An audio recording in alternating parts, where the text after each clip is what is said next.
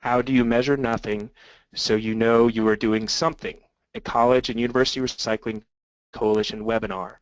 My name is Larry Cook. I'm the Recycling Coordinator at University of South Carolina, and I'll be your moderator today. This webinar is part of our free Kirk Technical Webinar Series, which are designed to provide trends, information, and perspectives about recycling. We are hosting these webinars every other month on the first Thursday from 1 p.m. to 2:30 p.m. Eastern Standard Time. Before we get started, I want to thank the Alcoa Foundation for their sponsorship of the 2015 webinar series. Their support allows us to make these free webinars possible.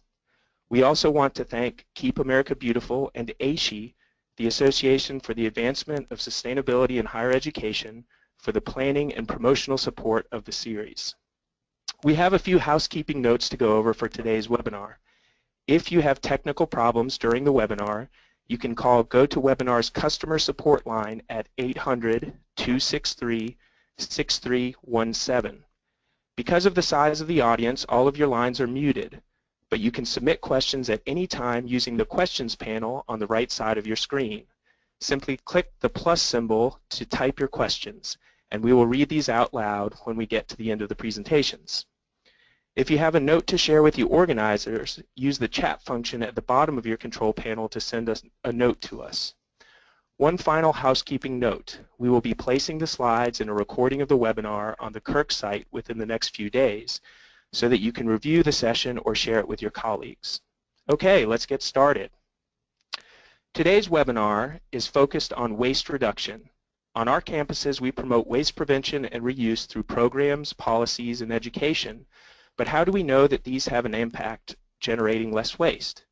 This webinar will highlight successful waste reduction programs, including how schools measure the corresponding drop in waste generation. Starting with Aaron Dernbaugh from Loyola University Chicago, Aaron will be sharing steps that have been taken at Loyola Chicago in partnership with vendors to reduce waste through procurement and purchasing. He will share a specific initiative to eliminate cardboard packaging for office supply deliveries.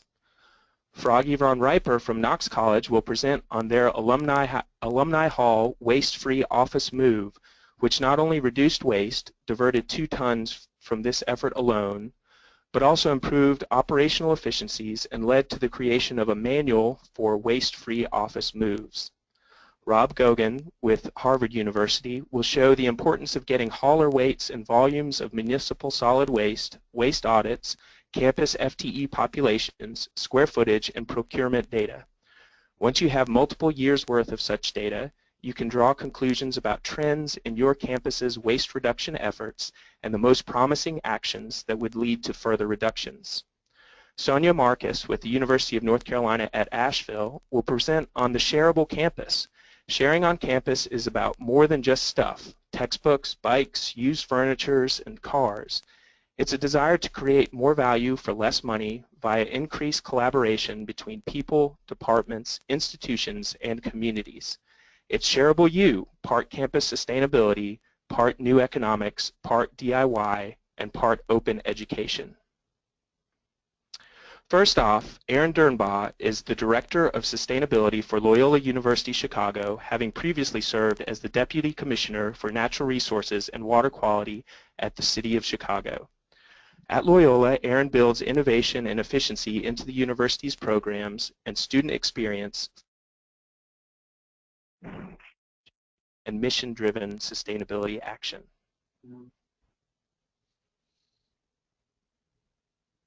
Terrific. Thanks, Larry. This is Aaron Dernbaugh, everybody. If we could go to the next slide, I will jump in. I just wanted to take a moment to thank Kirk and the other presenters for pulling together today's webinar and for sharing the information and the resources that we're going to learn about today.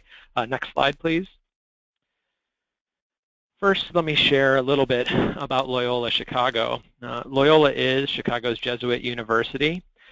We are one of 28 Jesuit colleges in the United States, and at 16,000 students, we're one of the largest, with other schools such as Gonzaga, Creighton, Santa Clara, Boston College, and of course the other Loyolas, Maryland, Marymount, New Orleans. We make up a pretty significant network of higher education. Globally, There are over 180 Jesuit institutions of higher education, so we do have quite a network that we're able to work with and draw from. Here in Chicago, and you can see this aerial image of the majority of the city of Chicago, we have 3 main campuses. They're highlighted with red stars. And it's about 90 facilities, about 4.3 million square feet. We also have some smaller academic centers, both here in northeastern Illinois as well as in Rome, Beijing, and Ho Chi Minh. As you can see from the image, it's a very urban environment that our schools are located in, so that has some limitations and some issues that we have to face in dealing with the different strategies we tackle. But we also have a great opportunity and location. As you can see, 2 of our campuses are right adjacent to Lake Michigan. That's that very dark area that you see in the right and upper part of the image. Next slide, please. Very quickly, the waste management responsibilities are split between my office and our facilities office, with the facilities office, of course, doing the majority of the work. But we've created a terrific partnership where we can split some of these responsibilities. Facilities does the majority of the work, overseeing housekeeping and the waste hauling contracts and dealing with much of the logistics, where we do a lot of the tracking and data monitoring, and then also lead the outreach and engagement efforts. Depending on specific projects or events, I, my staff, or my interns will take the lead. We have a couple interns that are specifically waste focused, whether it's composting, smaller programs, or overall recycling outreach. In general, we've seen overall waste amounts decrease and our diversion rates increasing, and I'll share some slides a little later on that highlight those numbers. But we're certainly always working to increase our impact, and while we don't have specific campus-wide goals of a certain total tonnage per year or diversion rates, we have some specific goals based on campus or based on waste stream. Next slide, please. I was asked today to speak specifically to one program, and sorry, it looks like some of the text has sort of fallen off the bottom of the slide, at least as for me, so I can read that to you as I go. But this was an initiative that was actually brought to us. So we have a office supply vendor named Warehouse Direct. Warehouse Direct is actually a Chicago-based or Chicago region-based office supply vendor. They're relatively smaller in size compared to some of the large ones like Office Depot that we're used to working with, some of your campuses may engage with. But they offered to eliminate or significantly reduce the cardboard packaging for our office supply deliveries by really getting rid of our cardboard and much of the packaging material that filled those cardboard boxes, and replacing it with the totes and these heavy plastic or mylar envelopes for very small deliveries. So we have simply replaced completely the cardboard boxes for office supply deliveries. Now, this is a single vendor, so it's not all cardboard. We have other vendors that bring many things to campus, but it was a relatively straightforward process. Our purchasing department, working with Warehouse Direct, led this initiative. We assisted with some of the messaging and communications, and also helping obviously to track some of the impacts. But I think our steps were fairly straightforward, as far as we have purchasing managers identified in the different departments and academic units across our campuses. We were able to communicate directly with them to let them know this was going to happen and the timing, and there was no phasing or piloting of it. Communication went out.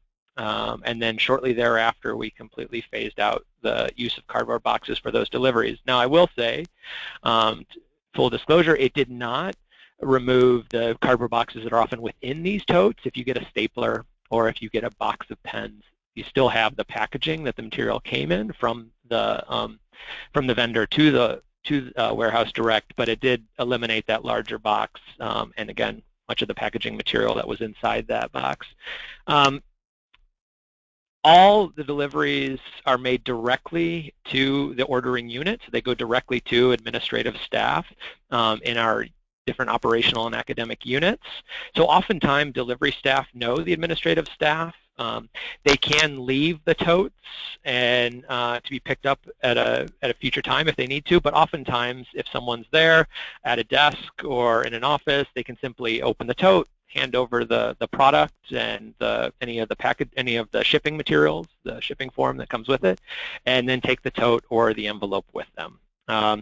So this has been very straightforward as far as a process.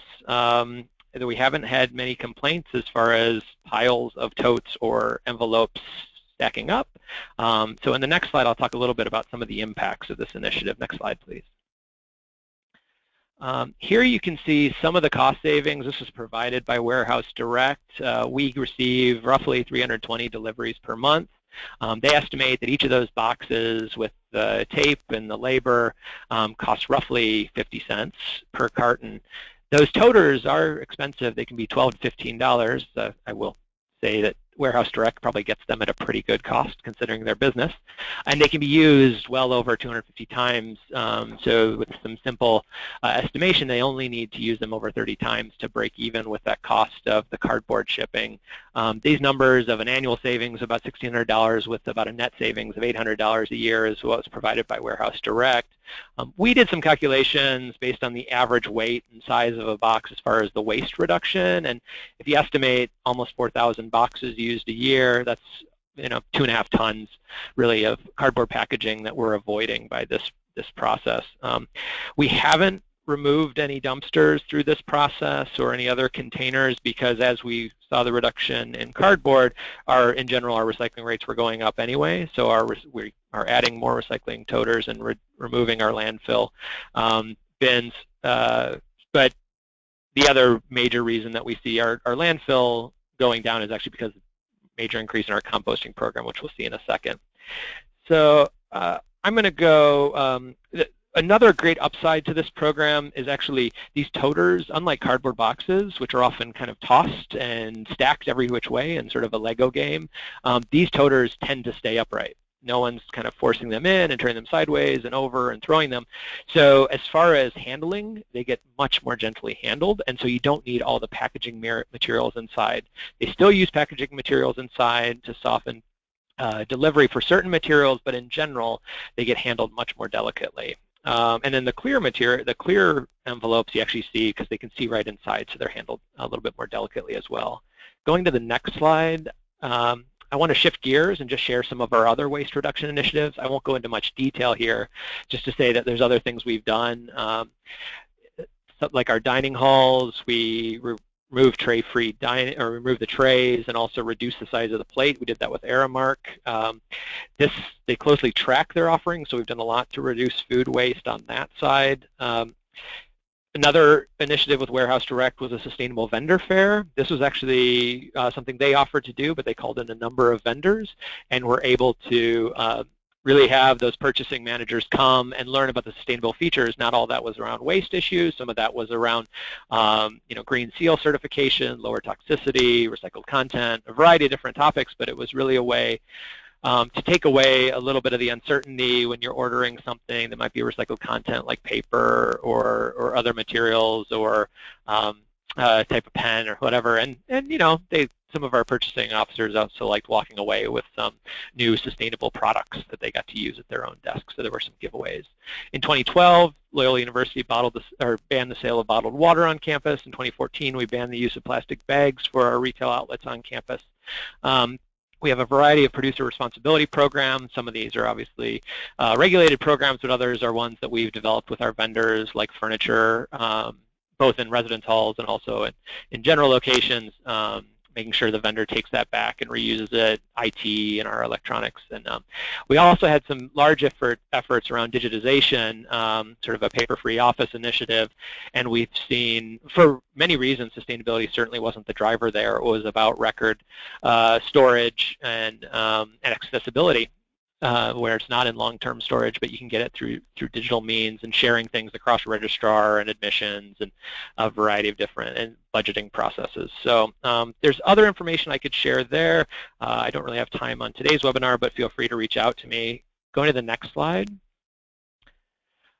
We've also do a lot on outreach, so we host a series of events at the beginning of the year and then throughout the year for significant events like our Zero Waste event. So these often happen during Welcome Week when our new students are coming on campus, oftentimes with their families, or for events for our faculty and staff, the new employees on campus, where we have our interns really managing the waste sorting, helping students and their families learn what gets composted, what gets recycled on campus, and what our procedures are. We also have a series of programming we do in residence life. Our interns go in and do programs, whether it's around waste sorting activities and games, or we do an event called a No Impact Meal, where they think about the sustainable purchasing of the meal, and then they have a meal together and reflect on that, both from an environmental and sustainable perspective, but also from a social justice and sort of global food issues perspective. We have a couple of community initiatives that we've been able to develop over the years. One that we're well known for is our biodiesel program. We are licensed as a retail seller for biodiesel. We have a large biodiesel program, and we collect all the waste vegetable oil, not only from our campus, but from Northwestern University and DePaul and IIT and other schools in the Chicagoland region, and recycle it into a diesel that we sell back to our shuttle bus companies.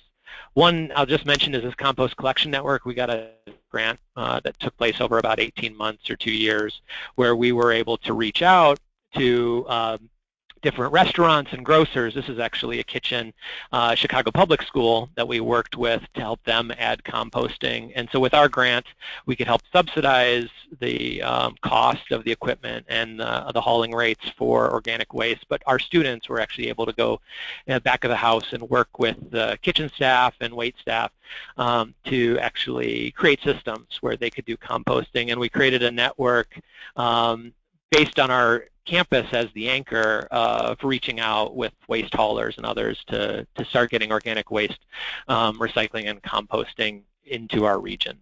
Next slide.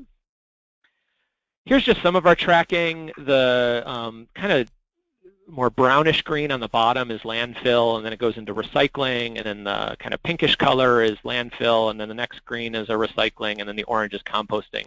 The LSC is our Lakeshore campus, and the WTC is our Water Tower campus. You can see our total numbers, our total tonnage for these. Our peaks have reduced, and some of the width has reduced as well.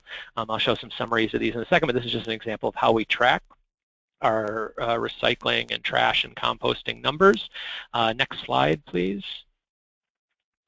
We're very excited about some of our diversion rates for this campus. For the first time, we cracked 50% for last year, and then in the image on the right-hand side, you see the gray is the landfill, the green is recycling, and the orange is composting. While our overall rates spiked in FY14, and we're still not 100% sure why that is, in FY15, thankfully, we're back on track with our overall waste being reduced, and especially you see the increase in composting and our recycling rates increasing. So we're pleased on the diversion rates, but also in the overall waste reduction. I mean, you can see it most directly in those landfill in the gray area. Just to give folks an idea as it relates to, in some normalizing factor like full-time students, in total we generate about 152 pounds per full-time student of waste, 85 of that being landfill, 54 of that being recycling, 12 pounds of that being composting. So in general, comparatively, I think we're doing pretty well. We still have a lot of work to do, but those are just some of the initiatives that we've undertaken, and I really want to thank everybody for the time I had to share that. Next slide. If there's anything that I talked about or that you'd like more details on, please feel free to reach out to me. I know I had to cut through some of the things relatively quickly, but hopefully there's enough there that you learned a little bit and you have some ideas you can take back to your campuses. Thank you.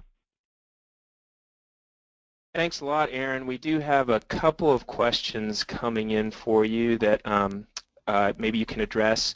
The first one is, what really was the motivation for Warehouse Direct to eliminate their cardboard packaging, and what kind of process did you have to go through to convince them of that? Yeah, so their motivation, I don't know that, as you can see from the cost, that the cost was a significant motivator. It's relatively modest. things that they juggle. I think it was just something that they were really interested in trying, and because we're such a significant client for them, and they had a very direct delivery method for us, it was something that they could pilot with us for some of their other customers where potentially the cost savings would be even more significant. As far as implementing it, as I mentioned, it was fairly straightforward. We just communicated very clearly that the shift was going to take place.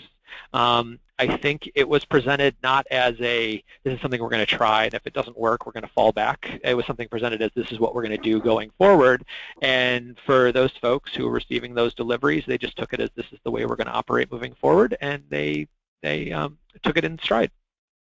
So Warehouse Direct did pay for the totes themselves to implement the program? They sure did. Yeah, they took that cost on completely themselves. It's their property. They take it back, and like I said, I'm sure they get a pretty good discount on purchasing those totes from wherever they source them. Okay, and then can you talk a little bit about the data collection methods that you're using to get get your numbers from your charts? How are you getting your weights and things? Everything you saw in those charts is brought back from our waste hauler. So we get a monthly report from our waste hauler where they give us weights. Some of those are actual weights, some of those are estimated weights, depending on the average weight of a toter, if we're using toters for composting or something like that. For a compactor or for a compactor, often those are weighed when they're taken back and dumped. For dumpsters, they can be a mix of estimated and actual.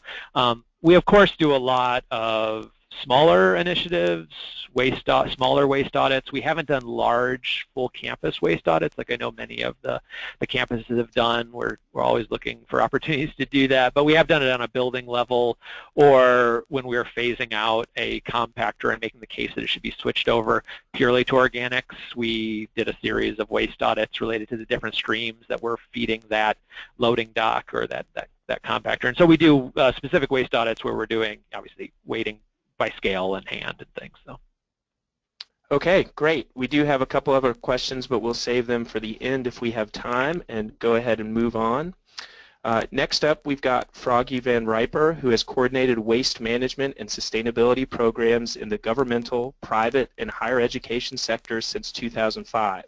She has served as the Director of Campus Sustainability Initiatives at Knox College for 2 years.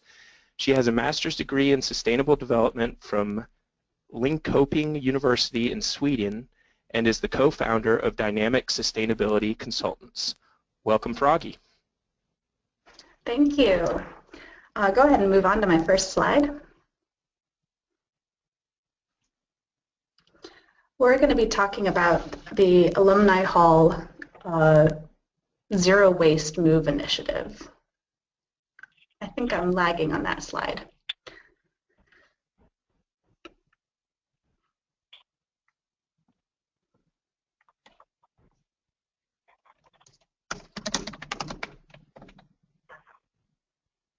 Okay, so Alumni Hall is a building that was renovated after 30 years of lying vacant at Knox College. Knox College is a residential liberal arts school in central Illinois with about 1,400 students, so we're a pretty small school. But we have a great sustainability program that I was very privileged to be a part of for a couple of years. So this Alumni Hall building was a real triumph for the college after waiting so long to get the opportunity to renovate it, and then achieving what looks like just a hair shy of LEED Gold, which is a real accomplishment for a building over 100 years old when you're retaining the entire shell. So in the spirit of that and in the spirit of the zero waste initiatives that Knox had been implementing for the last few years, we decided to shoot for a zero waste move. Now, after the renovation was completed, we moved 45 employees into the building almost exactly a year ago today. Moving began on the 1st of December and continued through the month of December. Go ahead and advance to the next slide where we'll talk about our zero waste history. there were some photos taken in 2012 of a commencement luncheon where dumpsters were just overflowing with boxed lunch residue, and it was horrifying to the campus, and a number of colleagues brought that up, and we decided to launch our first zero waste event in 2014. So through preparation, through planning and discussing with the caterers providing the lunch, and by creating these, what you see in the image here, these pedagogical waste stations, and by employing student interns and a large number of volunteers to serve as waste station ambassadors. You see some of those ambassadors here standing with the triumph of their labor, which was the 6.5 pounds of landfill waste that resulted from 2,000 lunches served in 2014. So this sort of set the precedent for zero waste initiatives at Knox, if you want to move to the next slide. And so the President Amat, while sitting in her office a few months before the move and discussing this move, she said, what if we made it a zero waste move? Let's move on to the next slide. So we didn't realize quite how big of a endeavor we were taking on, but it just unfolded into a really fun, really rewarding program, and it involved a large number of players on campus coming together and coordinating their efforts. Of course, the Office of Sustainability, which provided the planning and the coordination. Dining services and mail services, who stockpiled boxes and packing material. Facilities and casual labor, who had to do a lot of training and a lot of implementing when it came to diversion. And then, of course, the employees themselves, who took care of their end, and we'll look a little more at what all of these look like, and the communications department, who documented and helped us promote this program. Let's move to the next slide. So we produced a zero waste guide, a waste-free move guide, specifically for this move. And the first page of that guide helped employees interpret where to go for boxes. We asked offices not to purchase any new boxes for the move. We decided we wanted not just a high diversion rate for this move, but we wanted to reduce the impacts of purchasing boxes in the first place, newly manufactured boxes. While we didn't have an awesome program like Loyola had, we do at least generate a large number of boxes on campus through the mail services and the dining services that are perfectly adequate for reuse. And so we put a guide out for where to find those boxes. We had large staging zones in the mailroom for packing materials, which were saved so that employees could use those to pack their offices up.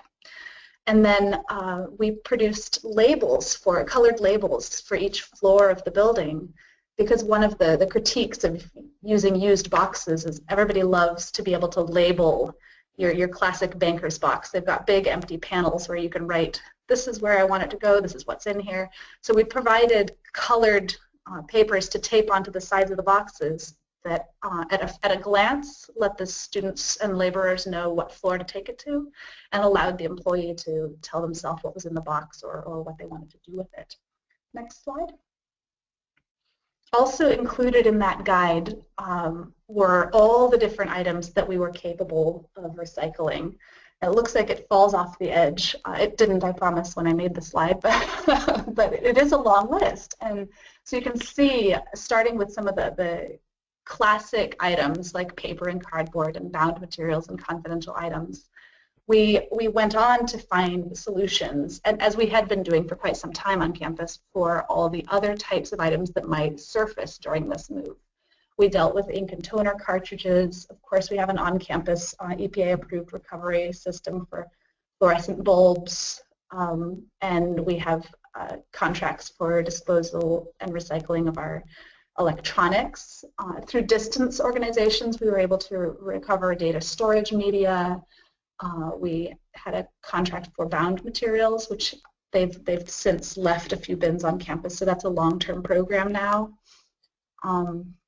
And the more things came up, the more we realized there were items we hadn't even anticipated, but people really got into the spirit of this as they were packing their offices. And we had employees, student employees from the Office of Sustainability visiting offices, offering assistance in interpreting where things should go. And employees got into the spirit of calling the Office of Sustainability when they ran into something that wasn't on the list, which we're really excited about. Next slide.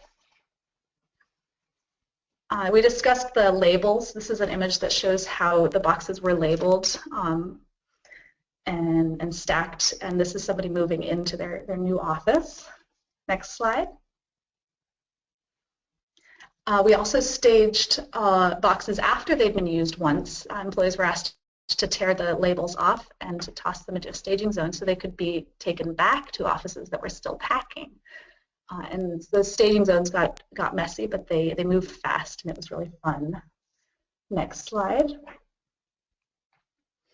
So we, as part of this, built onto the office supply share that had just been formed earlier that year. And this really turned the office supply share into a large and viable endeavor. So this fortunately happened during the winter break when students and employees were mostly off campus.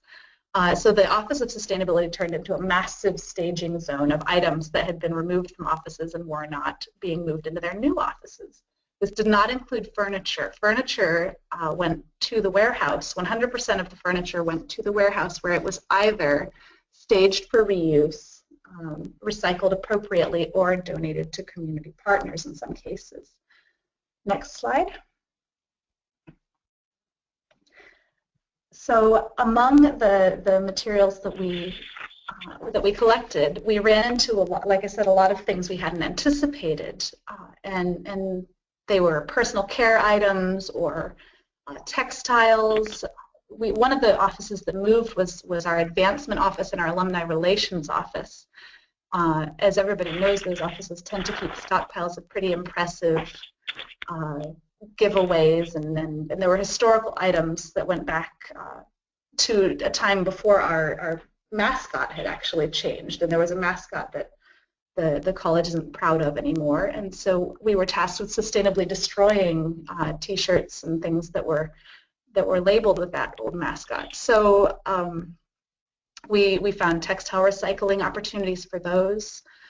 We found opportunities for a lot of the other shirts and items that were no longer being given away through our community partners. We had food and snacks and other interesting household supplies that we both put in our campus share shop, which is a joint project of the Office of Sustainability and the student body. It's open 3 days a week, and it's a rather robust and fascinating place. And we also have a large number of community secondhand organizations that support our family crisis centers that we partnered with. Next slide. In fact, among some of the creative solutions we found, there was even a big pile of ink stamps that came out of a number of offices, and we didn't have a recycling solution for them, but somebody suggested, why not call the YMCA? And so this really, it was quite fun to see the way that the campus interacted. And so sure enough, the local daycare took our ink stamps and some other fun items that weren't recyclable and incorporated them into their entertainment programs in their daycare. So we had employed student workers. So this provided work study opportunities for our students as facilities ramped up their staff during this time. And they had anticipated ramping up staff, but instead of hauling a lot of trash bags, they were engaged in the process of identifying things based on the guides we'd given them and taking them to the appropriate areas. So this is just a little view of some of the types of items that they stockpiled and collected and recycled appropriately. Next slide. So the result of this move was, I mentioned in the beginning that we moved 45 employees in 8 offices, but of course when you move all those offices into the new building, there's a cascade of additional people who then move into the vacated spaces, and in the end we moved about 70 people, 5 storage rooms, a total of 8 offices across campus into new spaces. And we didn't have the opportunity to weigh the waste we produced, but we can say that we never rented a dumpster and we never increased our regular trash pickup schedule, which anybody who's ever cleaned a single storage room before would understand that that was quite a triumph. Go ahead and move to the next slide. as we talk about the results of this move, some of the things that grew out of it were, for example, the office supply share, which went from just being sort of a communal shelf near the Office of Sustainability to being an entire room, which now receives dozens of visitors. Question. For Aaron, we've just got a little difficulty switching over. Aaron, how do you pay your or how do you run your intern program? That was a question from earlier. Sure. So we have a couple different groups of interns, but we have one specifically who's a waste and recycling coordinator.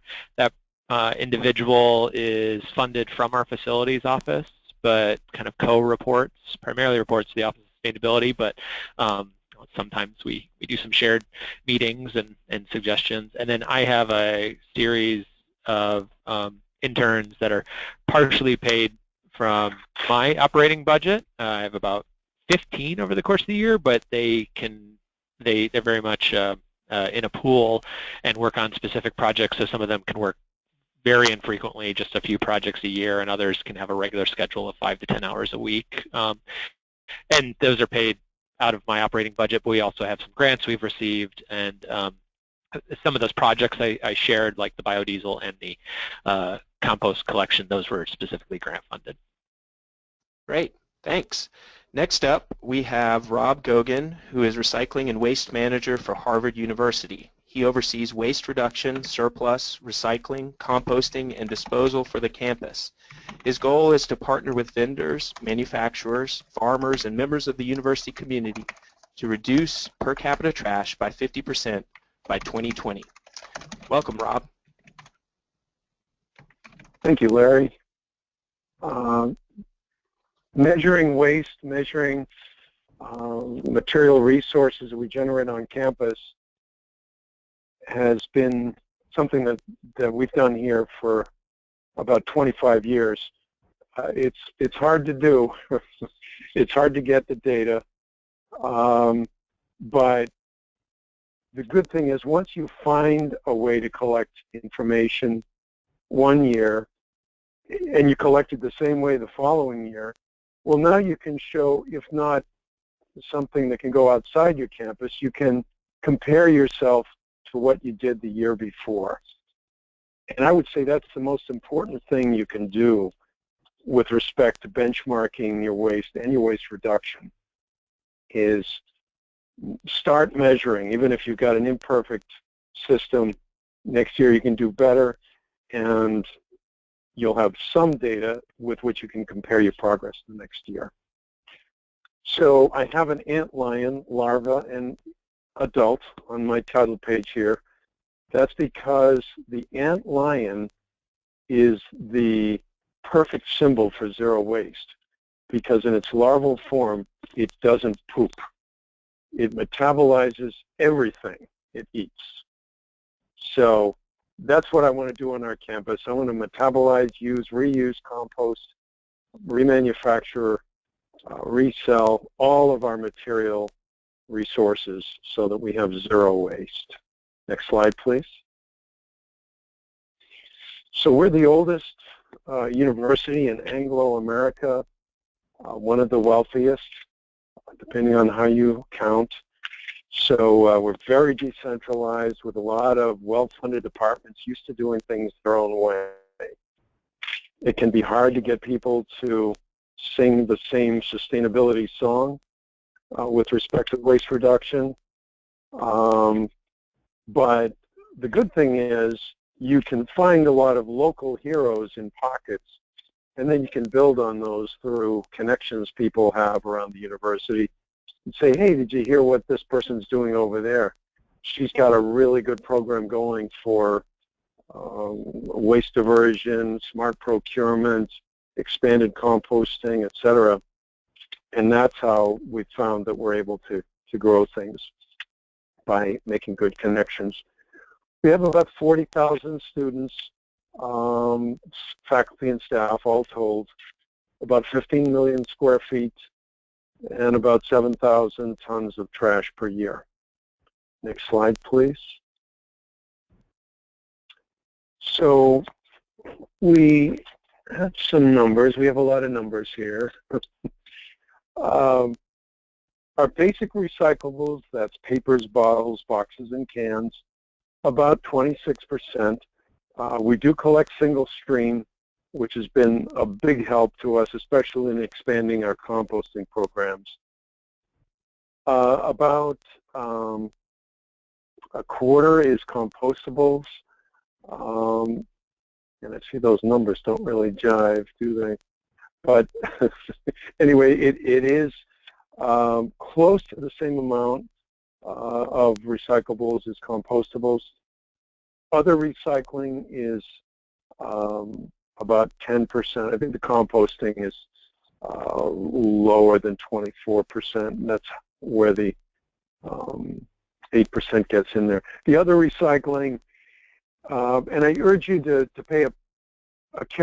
take a careful look at some of the hidden recycling that you might not have called recycling before, that's probably been going on for decades, if not centuries, at your university. Things like automotive recycling, tires, lead-acid batteries, used motor oil, hydraulic fluids. That all is part of your recycling story. So make sure you count those waste streams as well. Landfill or incinerator, and usually is incineration, about half.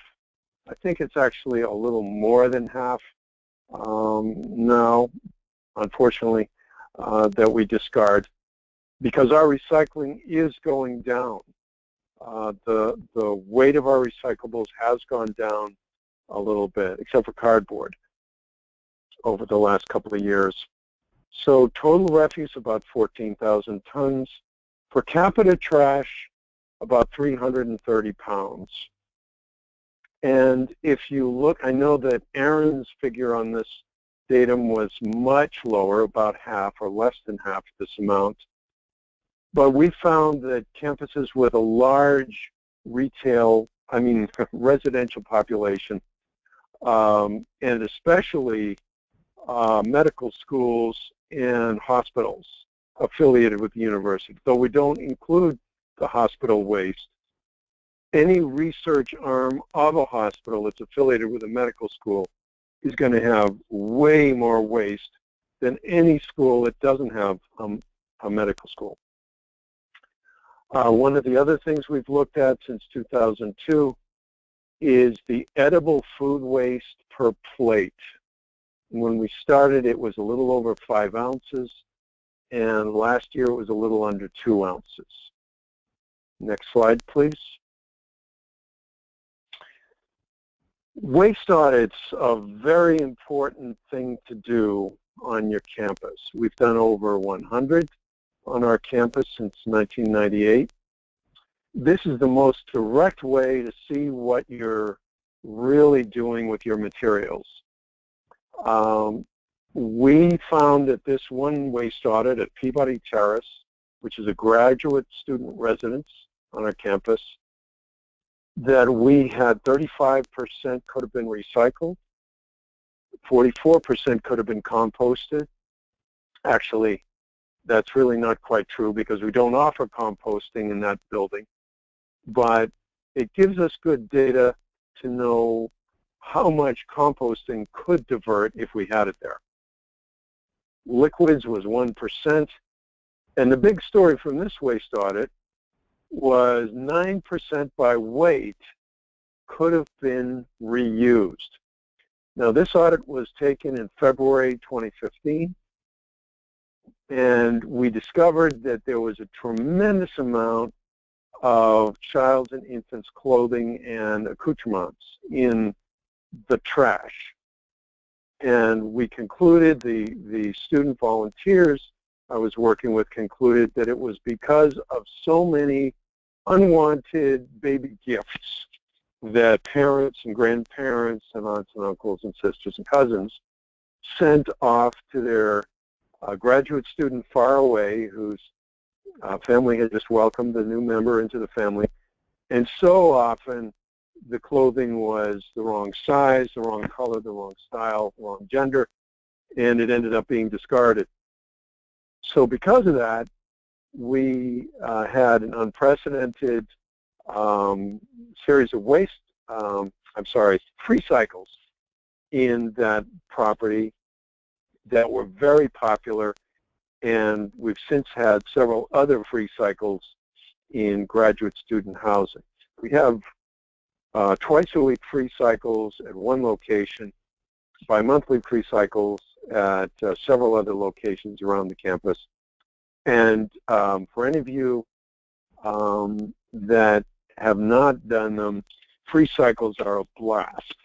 They're great community builders, and the same kind of Christmas morning joy that Froggy was talking about in their office supply reuse warehouse, you'll see at every free cycle. It's a wonderful way, and the people who donate are as glad as the people who receive free stuff that they didn't have to discard as trash, this old obsolete toner cartridge or file folder or stapler or whatever they're giving away. Next slide, please. This is a food waste audit, and this is separate and distinct from a regular municipal solid waste audit. This is when you go into a dining facility, and if you can get the permission of the food service to do the audit in the dining hall, all the better. The picture at the top left, University of California, Santa Cruz, where they asked students to sort their plate waste into solids, liquids, and real trash. And on the right, you see all of the edible food that was left on the plates that students were scraping into that big plastic tub. And it really makes a dramatic statement of how wasteful, especially freshmen are. We found freshmen tend to waste about twice as much food as upperclassmen, and it's really good to do food waste audits in the freshman dining hall. Another thing that's important to do is to get people to publicly pledge that they're going to reuse, they're going to bring their reusable mug and make a John Hancock signature that's going to stand out in the dining hall for everyone to see that you made a public pledge. And for the last 2 years, we've had over 1,000 of our freshmen making a public declaration that they're going to carry their mug and hot cup and reuse it rather than take a single-use cup or mug on our campus. Next slide, please. So you can't measure the waste you never created, but you can measure many things. And I would strongly encourage you to pick from this menu, this cafeteria, of possible ways to track your waste. Tons of trash, recycling, and compost.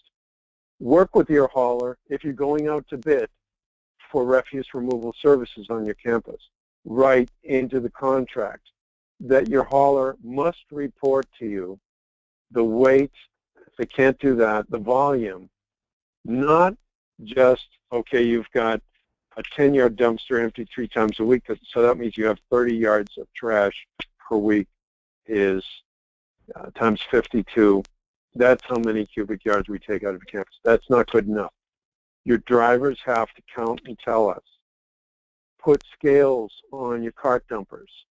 Report them to us digitally so we can tell not just campus-wide when you tip out at the transfer station, and if your campus is big enough to have dedicated trucks, to have dedicated campus weights for compostables, recyclables, and municipal solid waste.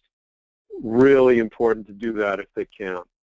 But you need to generate about at least 5 tons of each of these commodities. We can do that on our campus. We're wasteful enough that we can do that, and so we do require that our hauler does that. But if you can't do it on the basis of tonnage, do it on the basis of cubic yards of trash, recyclables, and compost.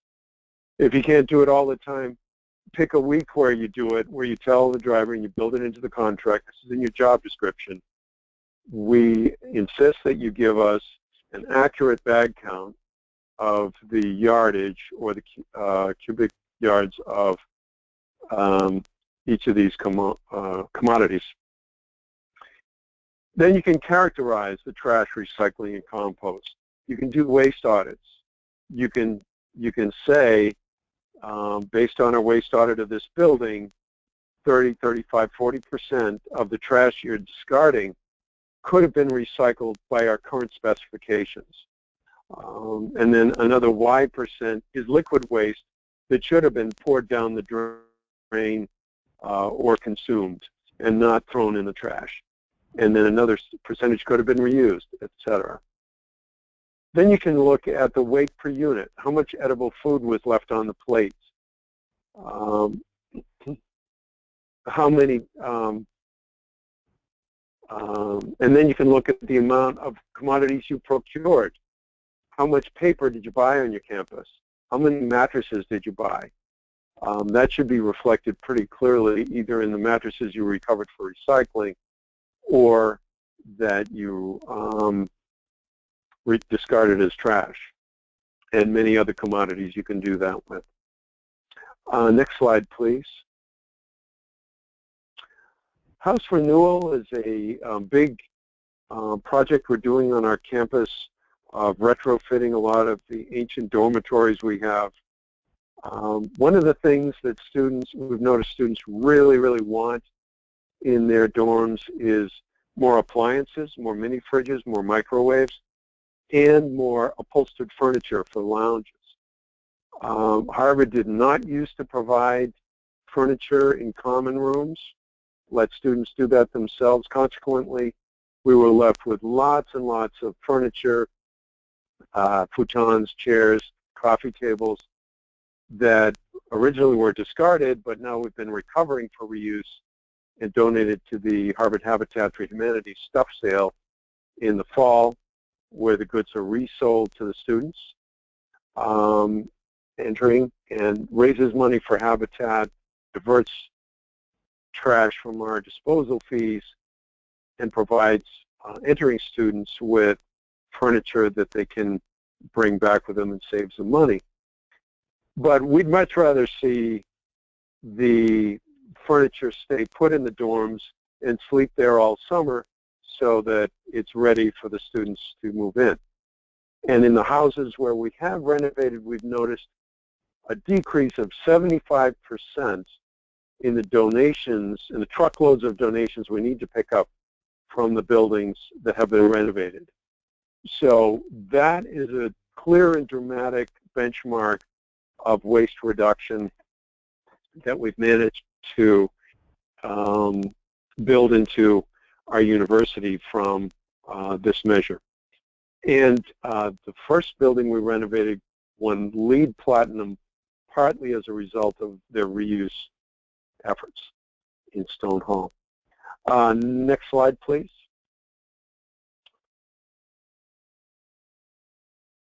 One of the great things that this measure of putting napkins on the table at the point of use, we learned that the dining halls that had done this needed to buy 50% fewer napkins.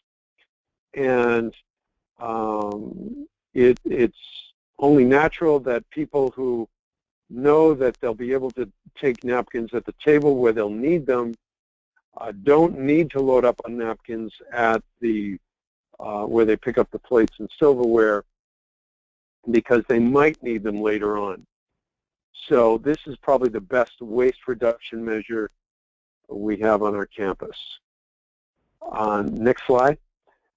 Coming up in February and March, we have Zero Mania, which is going to be a new piloted, not official yet, but a piloted program of Recycle Mania, where campuses are going to compete similar buildings with other campuses like buildings. So we're going to take one of our library complexes and compete on how little trash we can generate compared to Brigham Young University's libraries and Michigan State's libraries and a couple of other schools.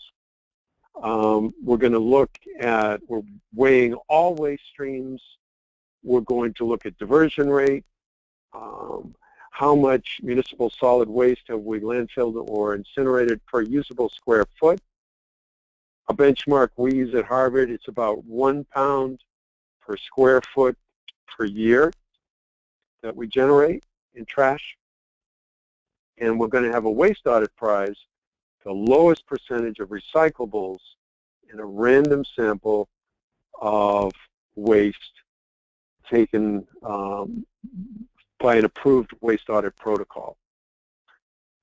So look for that coming up in future years.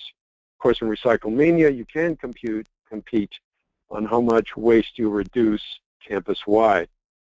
Next slide, please.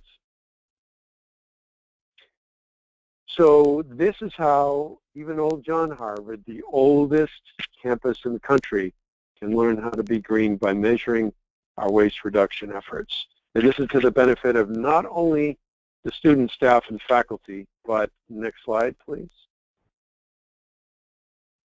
The official marine mammal of Massachusetts, the right whale, 10 to 30 miles off our coast, feeding on Stellwagen Bank, that has to eat the krill that grows in the waters that wash downstream from Harvard's campus. So we benefit many, many species, not just people, by benchmarking our waste and getting our waste towards zero. So thanks. That's all I have. Please feel free to email me if you have any questions. Great. I'll Thanks take so much, questions Rob. now or at the end. We're actually going to go ahead and move on for right now just to make sure we've got time for everybody, but we may come back to you for some more questions. So up next is Sonia Marcus. Sonia is currently leading strategic sustainability efforts as UNC Asheville's first director of sustainability. From 2003 through 2011, she led Ohio University's Office of Sustainability, the first of its kind at any public institution of higher education in the state. Marcus holds a BA in psychology from Stanford University and a master's in communication and development studies from Ohio University. She also serves as the chair of the City of Asheville's Sustainability Advisory Committee and a board member for Shareable, an award-winning nonprofit news, action, and connection hub for the sharing economy. Welcome, Sonia. Thanks, Larry, and big shout out to all the brothers and sisters who are working in waste and recycling at all of your various campuses. It's such an honor and a privilege to get a chance to talk to you today about something that's very near and dear to my heart, which is a different way of thinking about what we're measuring in regards to waste and sustainability. I hope you find it provocative and that it informs what you measure and how you think about your work. And I would say that it's provocative particularly because it really calls into question the whole use of zero and the use of, and our focus on kind of minimizing and eliminating impact rather than the focus on creating value and creating abundance, which I also hear coming through very loud and clear in the presentation. So just to get us started, I'm at UNC Asheville, a college that's in the Southern Appalachian region with about 3,400 students, consistently ranked one of the highest value institutions in public liberal arts. Environmental studies is our second most popular major. We have a lot of students who come here who are environmentally, ecologically, sustainability minded. We also have a very active waste reduction and recycling program here, although I'll just be touching on it very briefly. Just to let you know, we just celebrated our 25th anniversary of recycling efforts, and we don't have any specific institutional goals, partly because we're still working on getting better and more consistent, more reliable global data. But from our latest data collection, it looks like we're generating less than 250 pounds of landfill waste per year per user, which is quite a lot lower than Harvard's, I'll point out. We might beat them on that one indicator. But, you know, as Rob mentioned, a lot of it comes down to what kind of institution you're working at in terms of research facilities and that kind of thing. And we are primarily undergraduate education focused. Our programs here include all kinds of good stuff that you may have on your campus, regular waste audits as part of the Green Office program, composting all of our organics from the cafeteria, and now some academic buildings and residence halls are being composted, biodiesel collection, tray-free, single stream, hard-to-recycle events. And I will give a big shout out to our dining services provider, which is Chartwells, who have been a great partner with us on our waste reduction efforts. So I think when we're thinking about our impact as a campus, we often get presented with a scenario. You may have heard this, or you may have shared this with people when you think about how much of an impact we're having and how much of the Earth's resources human beings are currently using and wasting.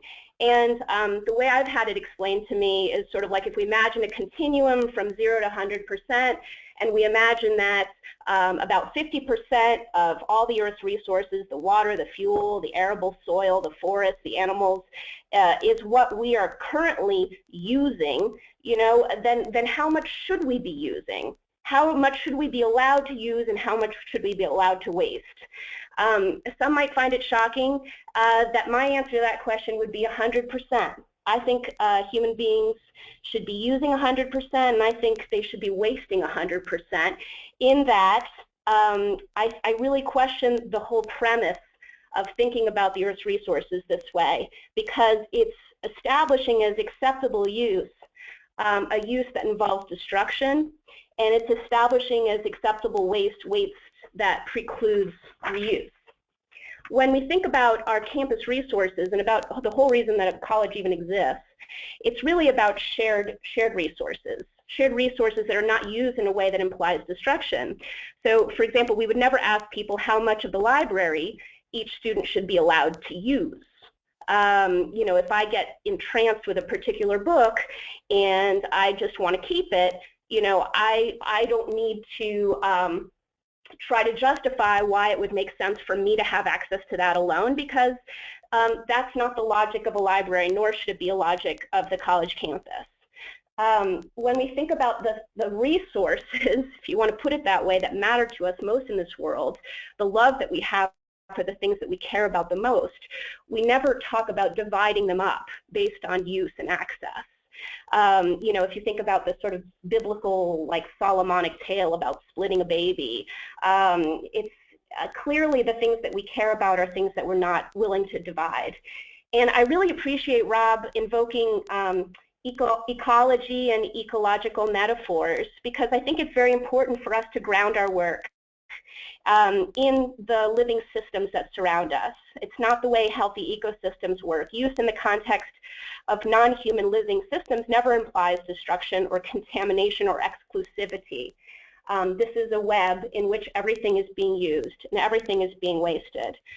So when we think about that and about what the ethic is behind that, I would say that sharing and the shareable campus offers us a lot of interesting insights and perhaps a bit of a spark that we need to re-engage students in some of the programs which over time have become kind of expected and maybe a little bit tired. So what if we shared more than library books? What would it mean to adopt a radical approach to sharing on campus? And for me, sharing ultimately is what sustainability is all about. And in regards to recycling waste diversion, it's the same.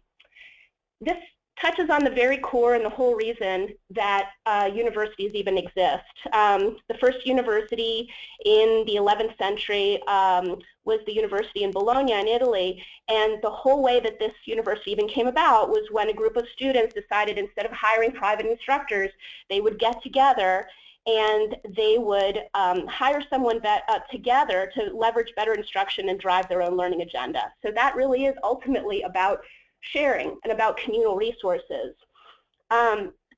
Here are a couple of resources that you might want to consider having a look at if you're interested in sharing as it is emerging as a term in the sharing economy and how it might apply to college-age students. Share or Die in particular is really about what recent grads and people in their 20-somethings can do to create a more shareable and thus sustainable lifestyle.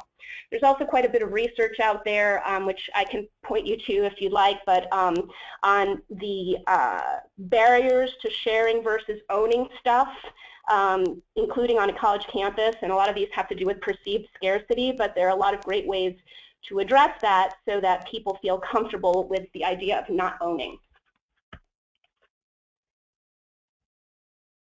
So how does Shareable, which is an online resource, define a group these different sharing initiatives? I think it helps to just cover those quickly so we have an idea of what we're talking about. And all of these are applicable to the campus, as you'll see. So there's the very basic stuff sharing, which might include bike and car shares and tool libraries or seed libraries, swaps and barters, maybe even textbook rentals we would put in that category, food sharing, including some interesting projects that, for example, that we do at UNCA regarding gleaning, i.e. collecting agricultural waste and redistributing it to people in need. Space sharing, many of you are familiar probably with Airbnb as an example of the sharing economy. That's really just the tip of the iceberg in terms of what we can do as a community to increase access to resources. And work sharing, and this I'll just touch on also quickly as it relates to college campuses. Ownership sharing is really the highest level, and I would say that in the case of UNC Asheville, our best example of that is our Student Environmental Center, which is an entirely student-run and student-funded department on campus that I do not oversee. I do advise them, but they are independent of me and report up through a different division, and they own sustainability just as much as the Office of Sustainability does. So another way to think about all of this is about more quality, more value for more critters with less stuff. So some examples of this, and I know some of these don't necessarily touch on waste and recycling directly, but I do feel like they're all interconnected, just as is the different species in an ecological web. We have vehicle and ride sharing programs, of course, at a lot of campuses. Some new examples of what can happen in regards to these kinds of initiatives involve new platforms that allow people to connect with each other, such as Zimride, Zipcar, and Relay Rides. We also have university-based co-working, and this is one in Addis Ababa, Ethiopia, at a university, and you'll notice the awesome use of old shipping containers. And you might ask yourself, well, why does it make sense to me that a hacker space or a co-working space would be located in a facility that used old shipping containers? It's because the same ethic that inspires people to join hacker spaces and share information is the ethic that drives them to look into reusing materials when they create a space for themselves. Cooperative housing, of course, we have many examples of this on different campuses, a wonderful example at the University of Pennsylvania, and then student-run food co-ops as well. So in the area of waste to value, which is an area that a lot of you are working in, I think this is where some of the most familiar examples of what sharing on campus can look like appear. And these include, of course, move-out collections and sales, you know, which not only save the campus a lot of money, but also create a tremendous amount of value for the community. So new platforms that are emerging in this space that you may or may not be familiar with that allow more peer-to-peer sharing are programs like Campus Wall and TradePal, and those allow you to actually restrict the network of people that, you know, your campus users are interacting with in regards to their barters and swaps and exchanges. Here at UNC Asheville, some of the stuff that we're doing in the sharing waste to value area, Rob mentioned the free market. That in the upper left corner there, we actually have a dedicated free store on campus, a dedicated space at our student union that's just a free store. But they do come out on the quad sometimes to do free markets. Food Not Bombs uses our kitchens in order to prepare food for people in the community. We had a student create an anti-Black Friday toolkit recently, and then another program that we implemented this year was called Hollow Green, and students were encouraged to create Halloween costumes out of recycled materials. One program that we're particularly proud of, which I think enters into the shareable campus area, is we were the first campus in the country to make use of a new product that's created by a company called Companion. It's a reusable cup, hot and cold beverage cup that actually has a barcode on it. It includes stickers to give to people who already have their own cups. And it allows you to track the use of reusable cups on campus. But in our case, what made this really a shareable campus project rather than just a waste minimization project is because when people scan their use of reusable cup, it actually triggers a donation to a local organization called Food Connection, which is helping us recover all of our uneaten meals on campus that can't be reserved and serving those to people in the community. So we're making that direct connection, and as you can see, a large volume of meals have been recovered, and it's actually created some great press for the university as well. And finally, I just want to give you a sense of where this can go, how you can connect these initiatives to other ones on campus that invoke the same ethic. There's some really interesting things happening around student debt in terms of shared ownership and peer-to-peer lending, incredible projects that are emerging that allow students, alums of a university to connect with current students and lend them money, open access resources, journals, open learning experiences, open access education like MOOCs.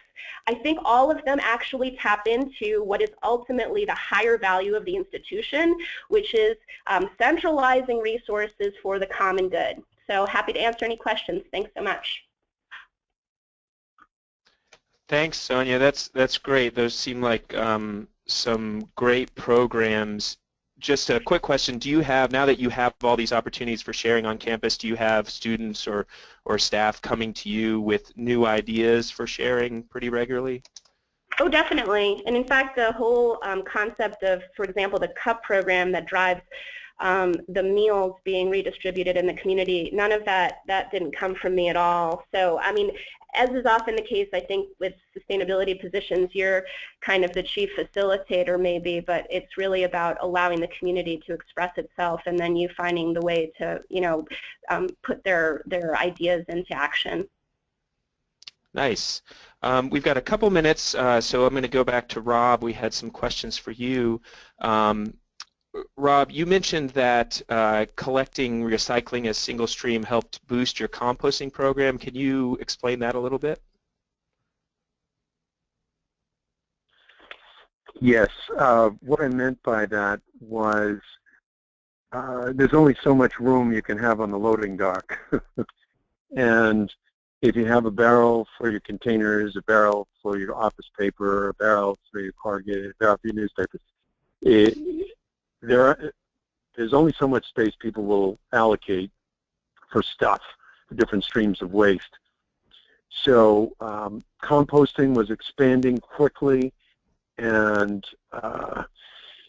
this enabled us to really ramp it up when we just had one blue barrel for recyclables and a green barrel for composting. It just simplified, streamlined the message, and that's what I mean by enhancing our compost efforts. Great. And then talking about your waste audits, can you talk a little bit about the group of people that participate, and then what period of time you are sorting through the trash? So is it a day or however long? Well, we usually try to get several days' waste. We collect a random sample of every fifth bag generated by a particular building, and we'll get, let's say the audit's on a Friday, so we'll get Tuesday, Wednesday, Thursday, Fridays. We try to get 30 bags. We try to audit 30 bags from each location, although labor resources will severely restrict your ability to do that. I would say the minimum sample would be about 12 bags. And it takes about 20 minutes to go through each bag for each person, 20 person minutes. So if you have 3 people, it'll take 6 or 7 minutes to do a bag. I do just about all the waste audits, but I also require that at least one sustainability person from that faculty or department is there, or green team leader, and then at least one person from that specific building. So I would say the minimum is 3 people. We've had as many as 20 people doing waste audits. You do need to buy personal protective equipment for them, Tyvek suits, gloves, goggles, dust mask, and tongs. We reuse the tongs and the goggles, but we discard everything else after one use. So there is an expense to it, but we think it's well worth having the data. And it also gives people a lot more comfort at diving into this garbage, because there is, as you might imagine, there's a very strong yuck factor in play here. And we've seen every kind of body fluid imaginable in our waste samples. So that's probably more than you wanted to know about waste audits. Well, thanks so much to everybody for attending and to our presenters for presenting. I do have a few closing housekeeping notes to share with everyone. Following this webinar today, you should receive a prompt to complete a quick survey about the program. We encourage you to take a minute to give us feedback on today's webinar. We've had an excellent webinar series this year with over 1,000 people attending the 6 programs. You can find the presentations and recordings for each of the programs on the Kirk website at www.curc3r.org. Past programs are available now, and we'll have the recording for today's program posted by the end of the day today. We look forward to announcing a full slate of programs for 2016. Look for an email with the program topics and dates after the new year. Again, we want to recognize our sponsors and partners for making these programs possible. Thank you to the Alcoa Foundation for support of the 2015 series. Finally, our thanks go to KAB for the planning and logistics support, and ASHI as a promotional partner for the series. One last time, I want to thank our presenters today, Aaron, Froggy, Rob, and Sonia. Have a wonderful holiday. We look forward to seeing you with next year's webinar series.